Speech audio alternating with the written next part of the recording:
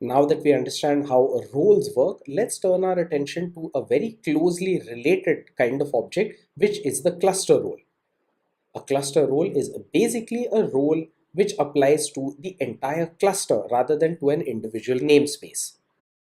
Because of this nature of cluster roles, they are going to be used for specific operations such as granting resources to nodes, which after all are cluster scoped, or non-resource endpoints such as HTTP endpoints.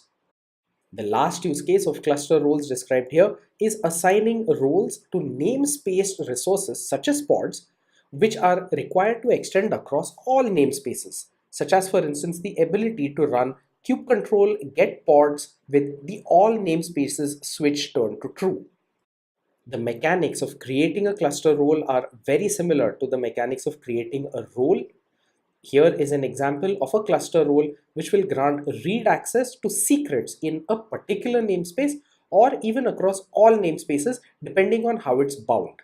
That last bit will make sense when we talk about role and cluster role bindings. Let's parse that YAML. We can see up top that it has an object kind of cluster role. Then it has metadata, which includes the name, and then is the rule section as before. There is an API group section followed by the resources which this cluster role is going to apply to. Here, those resources are all of the secrets. And the verbs or the permissions associated with this role are once again get, watch, and list. We can go ahead and execute this YAML using kubectl create -f or apply -f, and the effect will be to create an object of type cluster role.